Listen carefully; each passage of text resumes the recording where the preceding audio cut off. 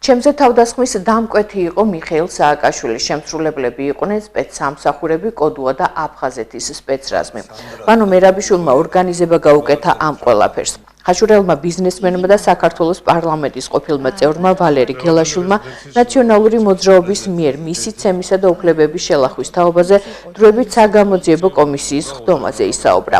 მან მოყვა, რომ თავდაპირველად დაპირისპირება სააკაშვილთან იმ სახლის გამო დაიწყო, რომელიც ახლა პრეზიდენტის რეზიდენციის მფლობელობაშია. ყოფილი დეპუტატი იხსენებს, რომ როდესაც ქართული ოცნების დამფუძნებელმა და საპატიო თავმჯდომარემ ბიძინა ივანიშვილმა პოლიტიკაში მოსვლის გადაწყვეტილება მიიღო, როგორც გელაშვილი აცხადებს, ამ დროს ის ვილნიუსში იმყოფებოდა, რა დროსაც მიხეილ სააკაშვილმა ახალი წლის საღამოს 4 მილიონი ლარის ოდენობის ჯარიმის გადახდა დააკისრა. ვილნიუსში ვიყავი წასული, 2003 წლის ბოლო იყო და მაშინ ჩემს სახლს ვარემონტებდი, ოჯახი გადმომეყვანა ვილნიუსიდან და დამირეკეს, რომ სანდრა როლოსი თავის ნათესავებთან ერთად შევარდა ჩემს სახლში, მარანი გამიხსნა, ნებართვის გარეშე როგორც უნდა ისე იქცეოდნენ. ახალწლის წინა დღეს კიდე ამერიკა კეზერაშვილმა შეხვედრა მოიდა ჩვენ თქვენთანო. მე რო ჩამოვედი კეზერაშვილმა დაგვიფიქსირა, რომ ისა ტრატილის დატვირთული კამაზი რო შეეჯახოს კლდეზე, რა მოხდება ამ სახლში და მე რა მოხდება, მთელი ქალაქი აიწევა ჰაშიმაგი და აღარ გვინ არაფერი წავიდე. ნუ შემდეგ მე ამერიკა ადმინისტრაციის უფროსი იყო, რომ შეხვედრა მოთხოვეს და მე დავთანხმდი ისე წავიდა საქმე, რომ მეთქი კი მაგ დროს კეზერაშვილი რა თანამდებობას იკავებდა თქვენ რო შეხვდეთ? მაშინ ჯერ თანამდებობას არაფერს არ იკავებდა, იმიტომ რომ ჯერ ხელისუფლებაში მოსულები არ იყო. შემდეგ იყო რომ დავთანხმდი ყველაფერზე. უბრალოდ მე რაღა იქ ჩემი სახლი იყო, გვერდზე მეც სახლი უნდა მეშენები და მე სამშენებლო კომპანია იყო, დამფუძნებელი იყო ჩემი სამშენებლო კომპანიის და მე ვთხარი მაშინ ჩემს სამშენებლო კომპანიას მიეცეთ გენერალური მოიჯარეს მეთქი და ჩემი კომპანია დახარჯავს ფულს და შემდეგ მოხდეს ანგარიშტორება მეთქი. ფანერით არ გამოვიდი. და მე წავიღე პროექტი ლიტვაში ერთ-ერთ კომპანიას მივიტანეთ და ჩამოვიტანეთ წინადადება რომ 11 თვეში მორჩებოდნენ და 17 მილიონი ევრო დაუждდებოდა რეზიდენციის მშენებლობა.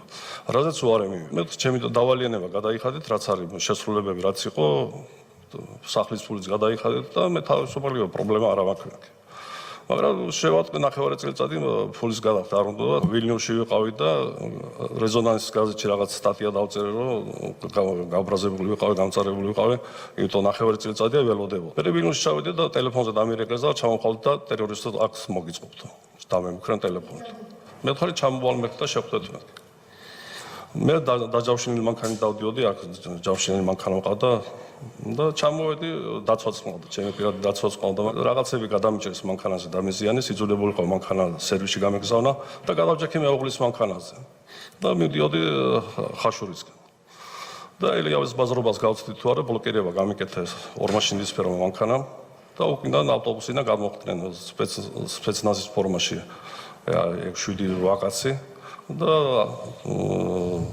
ავტომატის ჯერი დაცალეს, შოკირება მოახდინეს ტერიტორიის, უკრიდან შუშა, გვერდიდან შუშები ჩამემტრიეს, გადმოვედი ხელები ავწია, გადმოვედი, მასკები აკეთად ბიჭებს და ერთ-ერთ მომენტში ამის შემდეგ პრეზიდენტზე ვერაფერს ვერ ილაპარაკებდა და ეგრევე კონტაქტი მომარტყა სახში და მსხრევისის ვიგზენი სახის. და დავარდი დილს 4 ადამიანმა დაახლოებით 9 წლის განმავლობაში ჩექმები მარტო თავში მისწავდნენ. იქ არის სამრეც ხავა იყო და იქ გადამიყვანეს ხალხმა მიციყოდნენ იქ და ჩემი ბიძაშვილის მანქანაში იყო გოგონა და დაცვის ბიჭიც.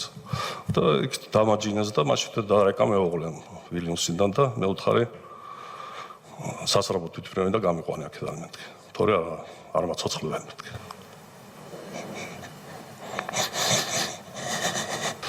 და თვითმფრინავი ჩამოვიდა მე 19 საათში. მანამდე სამავტყოფოში სითხეს მისხავდნენ და შარდენს არ მიკეთებდნენ, რომ წყალი გავსილიყო ჩემი ფილტვები და გავთიშული იყო. 19 საათში მე თვითმფრინავი ჩამოვფრინდა, იქიდან ჩემი სამეგობრო ექიმები ჩამოვიდნენ და თვითმფრინავში რომ გამშინჯეს, გაფრენა არ შეიძლებოდა, იმიტომ გავსკდებოდა წყლით ვიყავი სავსე ფილტვები.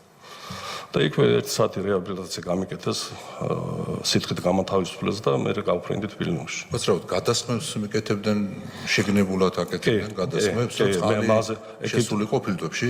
კი. საათ ნახევარი ჩემი რო ჩამოვიდნენ ექიმები, საათ ნახევარი მაყდა რომ გავთიშული ვიყავ. მე ჩამოვედი, თქვი რომ ჩამოვალ მეთქი. ხო და რო ჩამოვედი ყველა იმას ქნა რა როგორ გავბედე და ჩამოვედი უსაფრთხოების სამსახურიდან მითხრეს რომ ვალერი ბევრი არაფერი ელაპარაკო მიშაზე თუ იძულებული სკაფულის კიდე რაღაცა ჩაგავაკეთეთო რომ წნაათი ხარ მithumetes ადამკოსმა ლიტვის პრეზიდენტი გააფრთხილა რომ თუ შეეხები გელაშვილს მე ის ლიტვის მოქალაქეები არიან ოჯახები და ოჯახი და ამიტომ იძულებული ვარ რომ რეაგირება მაქსიმუმ შემდეგ ფიქრობდა როგორ პარლამენტიდან როგორ გავეგდე და 2006 წელიწადს ინიციატივა გააკეთეს პროცედურულ კომიტეტზე რომ ვითომ ჩემი ბიჭი აწედა საბუთებს ხელს ხოლმე ვალერი გელაშვილი ისიც და იმის ამოიტანეს იმის საბუთი და აგერ ვალერი გელაშვილი ბიზნეს საქმიანობს ხელს აწევსო და გაიტანეს პარლამენტზე კენჭი მიყარეს და გამიშვეს პარლამენტიდან ეს თავდასხმა უნდა მოეწყოთ ვითომ ბიზნეს გარჩევები მქონდა ვიღაცასთან სხვა რაღაცით უნდა წაიყვანოთ, მაგრამ არ გამოვიდით. იმიტომ მე მაშინ მე არ გავვითიშე. კოდუა 200 მეტრაში მანქანაში ჯდა და კარაბინი ქონდა თან წამოღებული. იარაღი რა მომიღო, მე მგონი მასურდა კოდუა, კარაბინი ქონდა. ერეკლე კოდუა? კი, კოდუამ დაიბარა კაბინეტში და კოდუამ მისცა კიდე 500 ჩემი ფული, რაც ჩემი ფული ამომიღე $100,000 სუმკიდან, იქიდან მისცა $500 ვიჭერს დაურიგა. თქვენვე დაგაფინანსებინეს, გამოვიდა თქვენს წინააღმდეგ. ჩემ თავდასხმიდან რაღაც ძურიანი ბეჭედი მქონდა, რაც წაიღეს. იარაღი წაიღეს, $10,000 თანხობრივად წაიღეს. ვინმე მაინც თუ მოგიხადეთ ბოდიში, განაჩენები გასაგებია? ერთი ფაქტი მქონდა, ვაშაძე, ჩვენ საპარლამენტო დელეგაცია რო ვიყავით, წასული 2013 წლის დასაწყისში დათო უსუფაშვილი იყო მაშინ თავმჯდომარე და გიორგი ვაშაძეს ლიტვის სეიმში ვიყავით და რაღაცაზე ვლაპარაკობთ ჩემ თავდაღმაზე და აბა რა გეგონაო შეურაცხყოფა მეაყენაო იმასო პრეზიდენტს. ამიტომ არის რომ ეს და სხვა შემთხვევები ადასტურებს იმას რომ ამათი უკან მობრუნება არავითარ შემთხვევაში არ შეიძლება. უფრო მეტიც მათი პოლიტიკაში ყოფნა არ შეიძლება და ასე შემდეგ. ხო მოვედი მე პარლამენტში დავდიოდი ჩვეულებრივად და ერთ-ერთი დეპუტატი რიკეტაძე ყველა საშინებდა თუ თხილად არ იყავით ოპოზიციონერს ეუნება და უარესი მოგიგებათ ვიდრე გელაშვილს. უმძიმესი კადრი იყო, როდესაც უკვე ეს ანგარიშწორების შემდეგ კადრი გამოჩნდა ტელევიზიით, თუ როგორ იყო ბატონი ვალერი დაზიანებული. ანუ ამიტომ ეს იყო ერთგვარი შოკი მართლა საზოგადოებაზე, აი რა მოუვა იმას, ვინც ურჩობს, ან ვისაც ასე ვთქვათ, რაიმე სხვა დამოკიდებულება აქვს სააკაშვილთან ან მის ხელისუფლებასთან. რომელიმე საელჩო მაშინ ევროპის ქვეყნების საელჩო თუ გამოეხმაურა თქვენი ცემის ფაქტს 2007 წელს ჩვენ ნოემბერში ვიყავით ამერიკაში და ადმინისტრაციაში ვიყავით და მეთიუს ბრაისმა პირდაპირ ისო წუხავარო რომ ასე რომ მოგივიდა მე უთხარი ალბათ წუხარ ხარ მეთქი რომ არ მომკლავეთ კი საჯარო განცხადება თუ გააკეთა რომელიმე რისი ოპერაცია დაგჭირდათ საერთოდ გადამჭრეს სულ და ეს ჩამომიხსნეს კანი და ისე დამიკერეს თავის გාლა. ტიტანის პლასტიკები თვალში მქონდა, აქ მქონდა და ის მქონდა ტიტანის ის მქონდა კედლებზე. სახე გახდა ასაწყობი ასე რომ ვამბობთ, ხო? იმიტომ მე თვალის ჩაშკა ჩამტროული მქონდა ეს მოძრაობდა საერთოდ თავის ქალა ეს მოძრაობდა დადიოდა და გადახსნილი მქონდა სულ ეს. შეხვდით მეთიუ ბრაისს. ვინ და ვინ იყავით ამ შეხვედრაში? მე დათო უსუფაშვილი, თინა ხიდაშელი, ბერძენიშვილი.